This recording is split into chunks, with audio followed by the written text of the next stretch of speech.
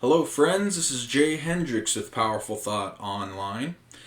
Today, as a fellow student with you, I wanted to talk with you about the essential realizations for enlightenment. Now, this video is a refinement of the use of Om in esoteric meditation. I provide a meditation outline in the video entitled How to Practice Esoteric Meditation, so go check that out if you haven't yet. Practicing that outline for 10 to 30 minutes a day will help you develop your capacity for concentration, energy management, and sensitivity to subtle qualities or vibrations. So it's a very important practice. As you practice meditation daily and seek to learn something new about the nature of the mind, no matter how subtle or small, every time you meditate, you can eventually begin to have a series of realizations. So here are what I consider to be the main realizations that helped me reach a turning point in spiritual practice. Number 1, all body sensation, emotion, and thoughts are energies. Think of them as the same, water is an energy, fire is an energy, the atoms in this can are energies. Everything's an energy, so seeing body sensation, emotion, and thought as all energies, that's very important. Number 2, the steady, patient practice of withdrawing the attention from body sensation to emotion, then from emotion to concrete thought, then from concrete thought to abstraction, and eventually this results in dropping into deep meditation. So this is while you're meditating. You first focus on your sensations, your bodily sensations. You're sitting in your seat, your breath, and seeing that as energy. It's just energy. The sensation of you sitting in your seat is energy. And then turning your attention to the emotion. So now you're not focused on sensation. Now where is your emotion? Where is that energy moving around? And then same with thought. Where does thought reside? Where is that energy? What is its nature? And so on and so forth. So you're observing these different energies. And so this is how I would describe meditation as well, because some people think that they'll meditate and then all of a sudden their senses will drop off. But I look at it more like, let's say you're engaged in something, and then let's say someone comes into the room and says, "Can you hear that dog barking?" And then you realize there is a dog barking outside. But you were so engaged that you didn't even notice the dog barking. So it's something like that. So your body sensations are still there, but your attention's away from them onto your emotions. And that's silencing the body sensations. So as you practice meditation, you're learning to turn your attention away from all of these subtle things. And in order to do that, you have to be able to perceive them for what they are, so you can turn your attention away from them. Okay, so the goal of that step, of course, is to drop into deep meditation. Number 3, in deep meditation, the subtle vibration of Om can be felt and can manifest as a current of relaxation throughout the body. Okay? Number 4, the mind, emotions, and body will at first react negatively to this current. It's like turning on the lights when you've been sleeping, or jogging a mile when you're out of shape.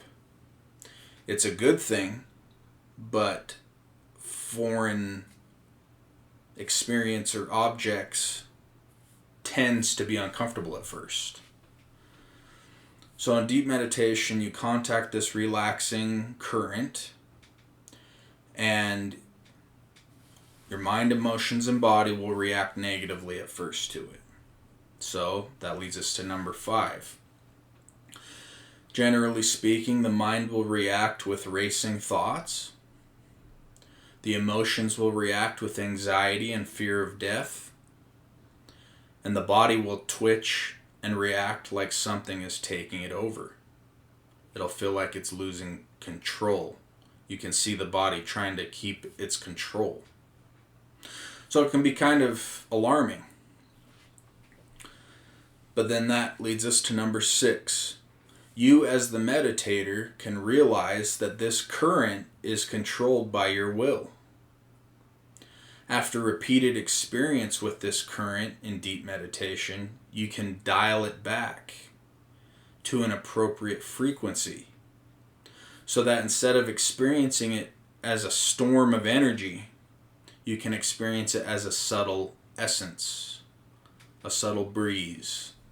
So if you try to imagine this, like let's say you have music blaring really loud and it's like the bass is rattling everything, and then through an action of your will, just visualize turning the knob down, and the vibrations get subtler and subtler and subtler until it's just this smooth energy current. And it's simply done by an act of the will.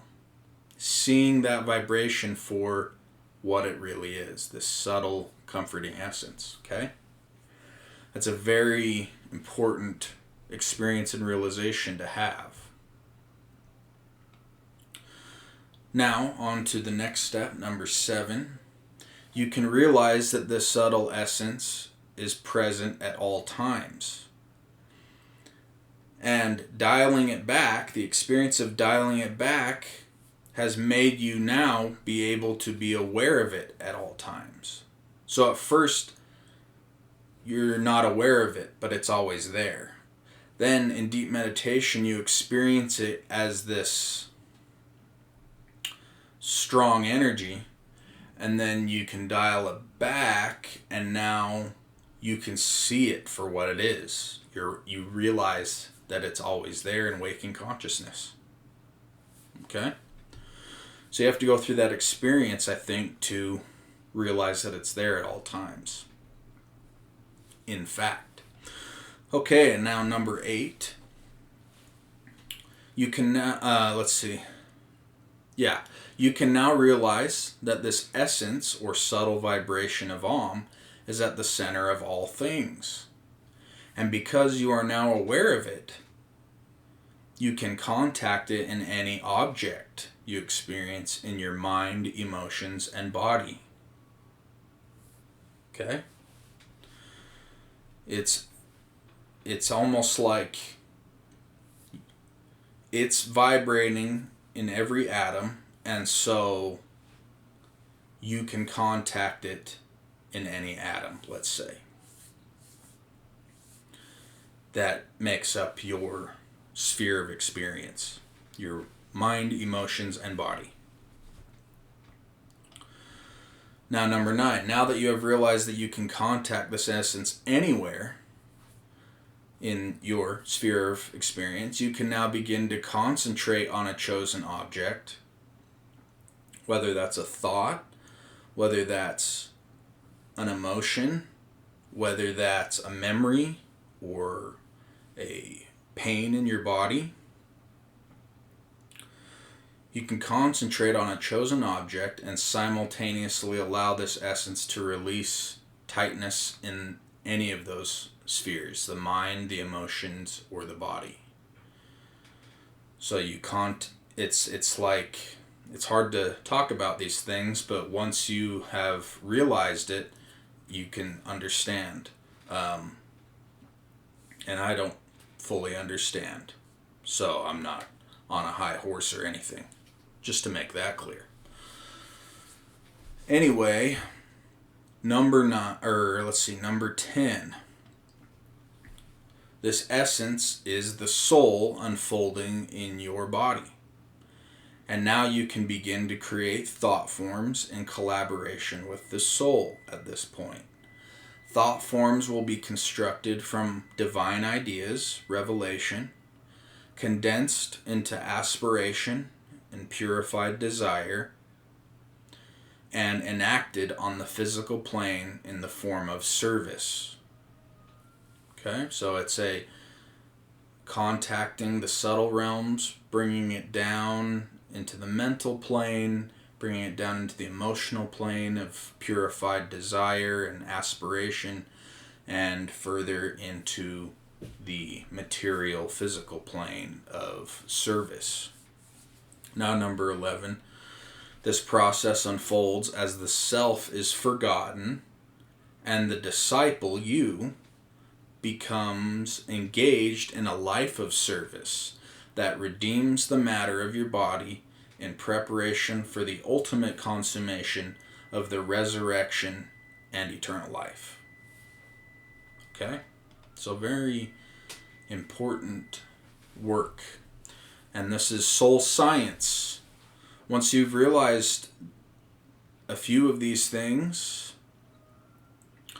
once a few people have realized a few of these things, then they can work together in refining their perceptions and progressing together as a group. So, if we have a group or a few people that have had these series of realizations, they can push forward into progressing further on the path as a group and in-group consciousness in service. Okay, so now here are some tips to using the Om in meditation. When you repeat Om mentally, so if you go back to that video I was talking about, where I provide an outline for esoteric meditation, there are a few points at which you say Om a few times in your mind. You say it mentally. At first you'll just say it mentally, but there's a point at which you're actually breathing it forth. It's an actual mechanic. It's not simply thinking Om anymore after you've practiced it a while. If you're doing it right, you're actually feeling the subtle vibrations. It's an ability that you innately have that you must discover. Okay, so when you repeat Om mentally during meditation, breathe it gently on the mental plane, louder on the emotional plane, and louder still on the physical plane. And at each of these levels, you should be able to feel it, and especially feel it on the physical plane. You should feel it subtly vibrating all the atoms of your physical body, emotional and mental, eventually. Okay, and now, so you repeat Om mentally on the mental plane, louder on the emotional plane, louder still on the physical plane, and you see how each plane becomes calmer, and try to feel its subtle vibration in every atom of your body as you breathe it forth. Okay, now here are some effects if it's correctly chanted, if you're doing it right. On the mental plane, there will be a stilling of the concrete mind. Now, what's the difference between the concrete mind and the abstract mind? Well, the concrete mind is just thinking normally in everyday life. The abstract mind is beyond words. It's more thinking with qualities, and, that's where mathematics come from, and that's all that stuff.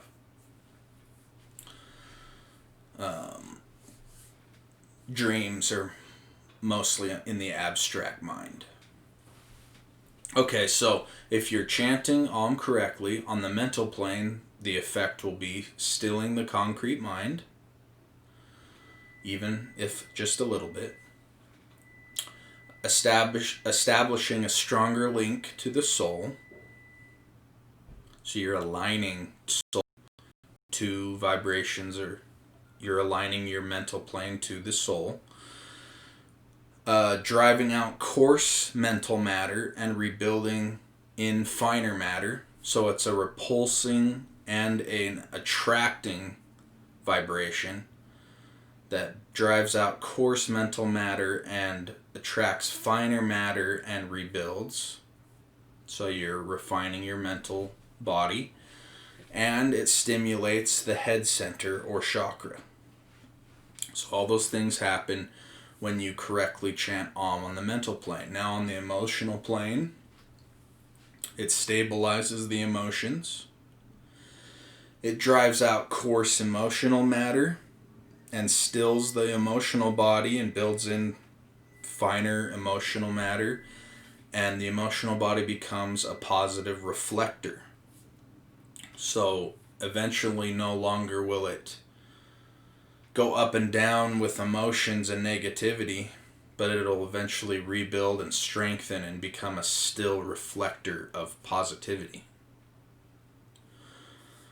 On the emotional plane, it also stimulates the fusion of emotions and mind into the intuition. So the intuition is a fusion of the mental and emotional bodies. And it also stimulates the heart center or chakra.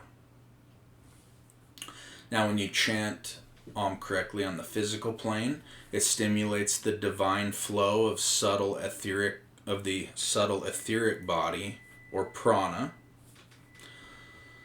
It protects and strengthens the aura against psychic contaminants and negative influences in the environment around you, and many other things. Those are just some of the benefits of breathing forth the Om correctly on the mental, emotional, and physical planes.